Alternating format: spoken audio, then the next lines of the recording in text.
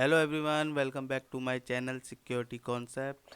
तो ये हमारा परसिस्टेंस की सीरीज चल रही थी, जिसमें हम डिफरेंट डिफरेंट मेथड्स डिस्कस कर रहे थे परसिस्टेंस अचीव करने के लिए। ठीक है, परसिस्टेंस या मेंटेनिंग एक्सेस कह सकते हो कि कैसे कोई अटैकर डिफरेंट डिफरेंट मेथड्स के थ्रू परसिस्टेंस या मेंटेनिंग एक्सेस गेन कर पाता है किसी भी कॉम्प्रोमाइज सिस्टम पे, किसी भी विक्टिम के सिस्टम पे।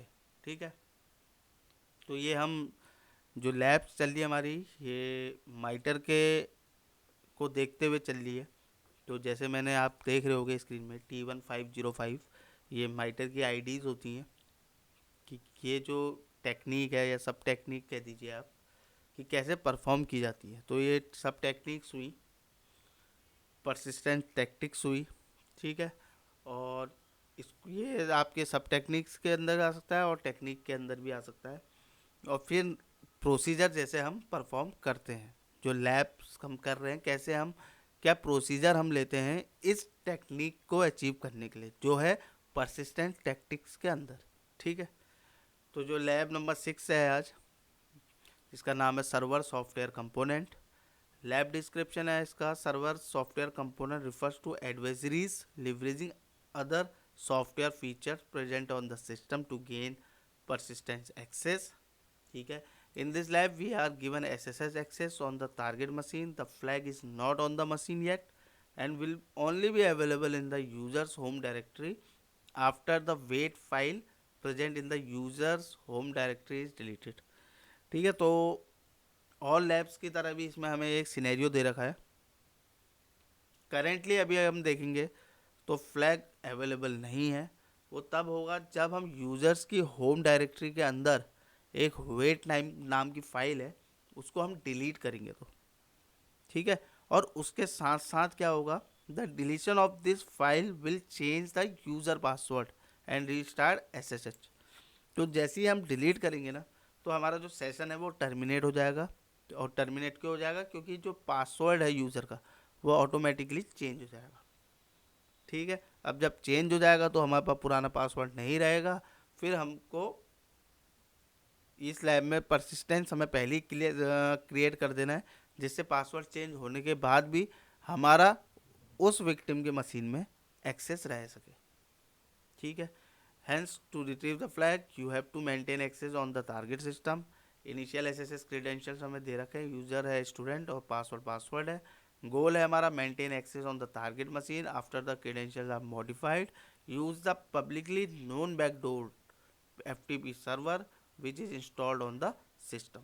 ठीक है, कोई FTP सर्वर इंस्टॉल्ड है, देखेंगे हम क्या वर्जन है उसका, फिर उस वर्जन के हिसाब से हम उसका एक्सप्लॉइट सर्च करेंगे और फिर आगे की लैब को परफॉर्म करेंगे। फिर लास्ट में जो है हमारा वो है CTF का जो होता है, retrieve flag from the target machine. ठीक है, तो ये था ओवरव्यू अभी तक हमें जो करना है। तो चलिए फिर, ये मैंने अपनी लैब स्टार्ट की है।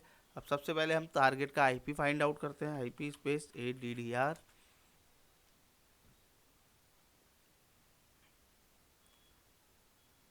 तो ये हमारा टारगेट का IP, ये हमारा IP है। तो हमारी लैब में जैसा होता है कि एक इंक्रीमेंट कर दूंगा मैं, नोटपैड में कॉपी कर लेते हैं इसे। 2 है, 3 हो जाएगा मेरा टारगेट, कॉपी कर लेते हैं इसे, सॉरी पेस्ट हो गया 3। ठीक है, कॉपी हो गया है। तो जैसे लैब में हमें दिया था, हमें एक क्रेडेंशियल्स दिए थे स्टूडेंट यूज़र के।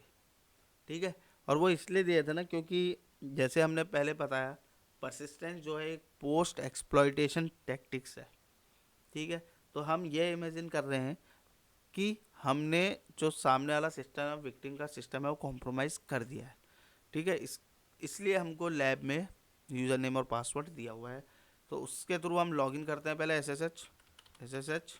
यूज़र क्या है? Student @IP। इसको पेस्ट कर देता हूँ IP को मैं। ठीक है, यस। पासवर्ड क्या है? मेरा पासवर्ड ही है। ये मैं लॉगिन कर लिया है। ठीक है, क्लियर कर लेते हैं इसे। ये मेरे विक्टिम का मशीन में मैंने लॉगिन कर लिया है। ठीक है, अब सबसे पहले हम चेक करते हैं प्रोसेसेस क्या क्या चल रही है। PS स्पेस -EAF, तो ये सारी प्रोसेसेस चल रही हैं यहाँ पर हमारे विक्टिम के उसमें। Bin bash star dot S H, ठीक है, intervene manage dot S H, supervised dot NRD। तो इसमें हमारी जो काम की है, ये देखो क्रॉन, हमें यहाँ पे पता चला है cron service is running on the target machine, ठीक है। तो अब हम देखते हैं, चेक करना है हमें कि कौन सी कमांड हमारे स्टूडेंट यूज़र को जो एग्जीक्यूट कर सकता है एज अ रूट, ठीक है। जो हमारा स्टूडेंट यूज़र है वो कौन कौन सी कमांड को एग्जीक्यूट कर सकता है एज अ रूट, मतलब सूडो की परमिशन कौन कौन सी है। तो इसके लिए सूडो स्पेस -L करता हूँ मैं। तो ये देखो, स्टूडेंट यूज़र कैन एग्जीक्यूट, यहाँ पर देखो 2 पासवर्ड है ना। तो student user can execute /usr/local/sbin/vsftpd as a root run कर सकता है, ठीक है। इस कमांड को एज अ रूट रन कर सकता है। यहाँ पर आपको पता ही होगा नो पासवर्ड है, इसका मतलब कोई पासवर्ड नहीं है इसमें। तो अब क्या करते हैं, अब हमें पता चल गया है कि VSFTPD रन कर सकता है एज अ रूट हमारा स्टूडेंट यूज़र। तो उसका वर्जन फाइंड आउट करते हैं। जैसे मेरी लैब में भी बताया था कि हमें FTP सर्वर का कोई एक्सप्लॉइटेशन देखना पड़ेगा, ठीक है। तो यहाँ पर हमें दिख गया है VSFTPD रन कर रहा है और जो यूज़र के पास परमिशन है एज अ रूट उसको रन करने की। तो फाइंड आउट करते हैं इसका वर्जन VSFTPD स्पेस -V। तो ये जो वर्जन है 2.3.4, ठीक है, 2.3.4 वर्जन रन कर रहा है हमारा VSFTPD का। अब क्या करेंगे, अब हम ऐड करते हैं एक यूज़र क्रॉन जॉब को जो स्टार्ट करेगा ये VSFTPD सर्वर को, ठीक है, जिससे हम लेटर ऑन गेन करेंगे access on the target machine, ठीक है। तो अब हमें क्रॉन सेट करना है। तो क्रॉन की जो होती है echo space double inverted comma के अंदर star space star space star space star space star, यहाँ पर 2 स्टार स्पेस लग गए शायद, स्टार 5 हो गए, स्पेस सूडो, सूडो के थ्रू कमांड रन करनी है इसने। कमांड क्या है,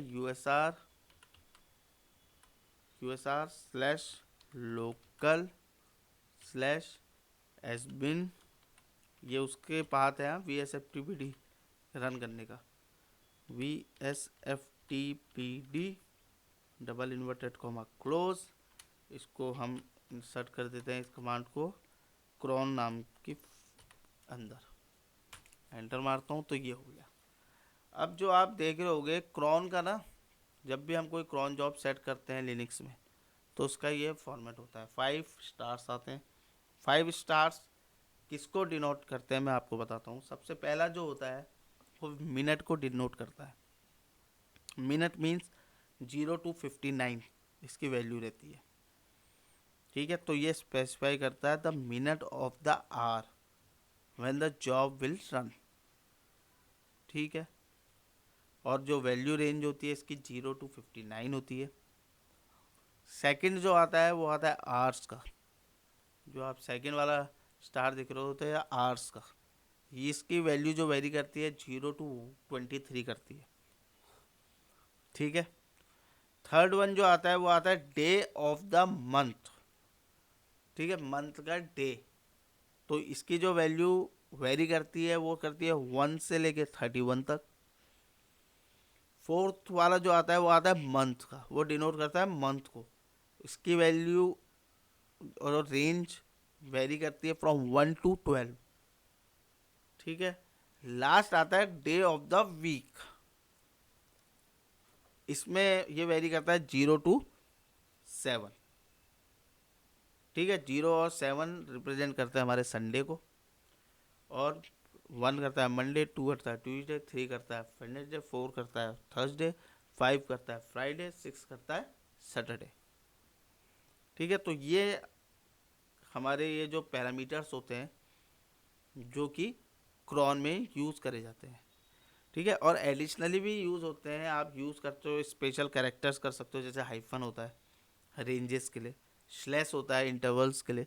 तो ये सारी चीज़ें यूज़ होती हैं। अब हम इतना डेप्थ में भी नहीं जाएंगे कि क्रॉन के बारे में क्या होता है कैसे होता है, ये आप जाके यूट्यूब में देख सकते हो। तो इस कमांड को समझाने के लिए मैंने आपको ये बताया कि ये पैरामीटर्स क्यों क्यों यूज़ किए जाते हैं।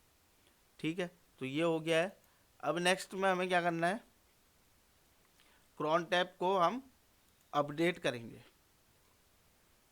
ठीक है, और वो कमांड जो होती है वो होती है cron tab space -i space, क्या नाम था जिसमें हमने अपेंड कराया था, वो था क्रॉन।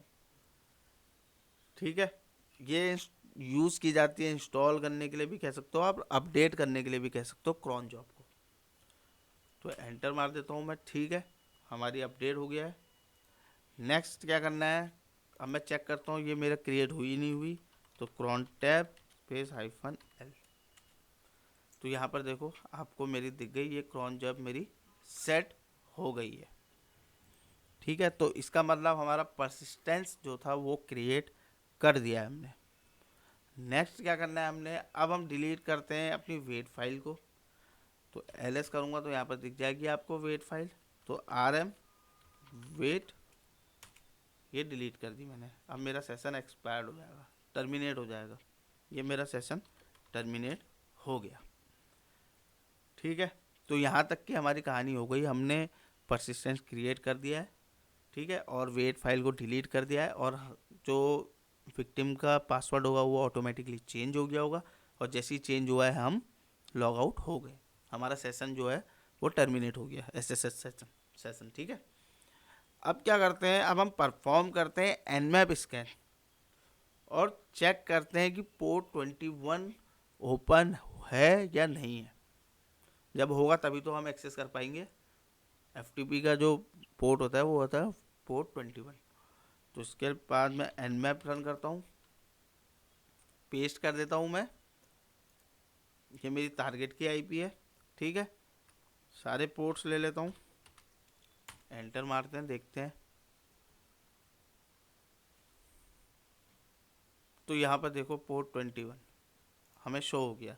तो that mean the VSFTPD server has started, कि मेरा जो VSFTPD सर्वर था वो क्रॉन रन की होगी जो मैंने हर मिनट में लगाई थी। ठीक है, तो ये मेरी चीज़ आ गई, वो हर रोज़ होगी और हर मिनट में होगी। स्टार मतलब हमेशा। ठीक है, एवरी मिनट वो रन होगी, जो मेरी क्रॉन हमने जो बनाया है ना, क्रॉन जॉब हमने जो शेड्यूल की है वो। तो अब हमें ये भी कंफर्म हो गया कि VSFTPD स्टार्ट हो गई है सर्विस, क्योंकि पोर्ट 21 ओपन हो गया है। अब हम सर्च करते हैं एक्सप्लॉइट के लिए, VSFTPD सर्वर के लिए। तो उसके लिए जो कमांड होती है वहाँ पर होती है search exploit space VSFTPD, enter करते हैं। तो इतने सारे हमारे पास एक्सप्लॉइट अवेलेबल है। तो देखो 2.3.4 ये था ना हमारा वर्जन, हमने चेक किया था। तो एक मेटा एक्सप्लॉइट में हमारे पास बैकडोर का कमांड एग्जीक्यूशन अवेलेबल है। तो इसको मैं लोड कर देता हूँ। ठीक है, एक मेटा एक्सप्लॉइट मॉड्यूल एग्जिस्ट करता है VSFTPD वर्जन 2.3.4 के लिए। तो इसको यूज़ करते हैं। तो उसके लिए क्या करेंगे, सबसे पहले हम MSF कंसोल -q स्टार्ट करता हूँ अपना मेटा एक्सप्लॉइट।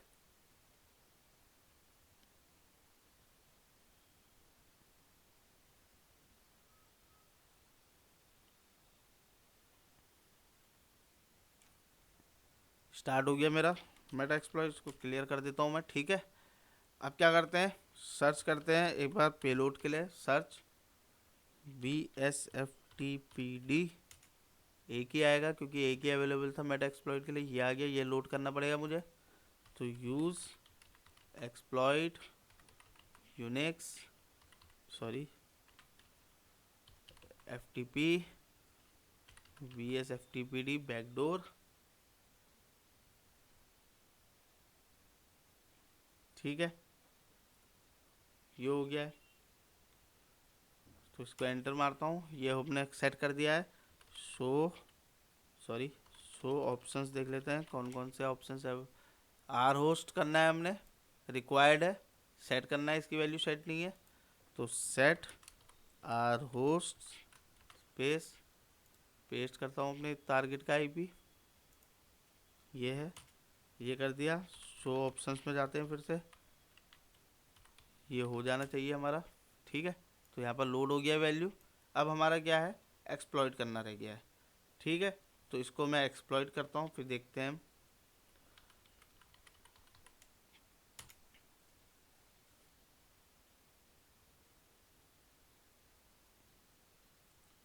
तो ये हमारा एक्सप्लॉइट हो गया, देखो, कमांड सेल सेशन 1 ओपन, ठीक है। अगर मैं यहाँ पर आईडी लिखता हूँ तो ये देखो रूट मिल गया ना मुझे।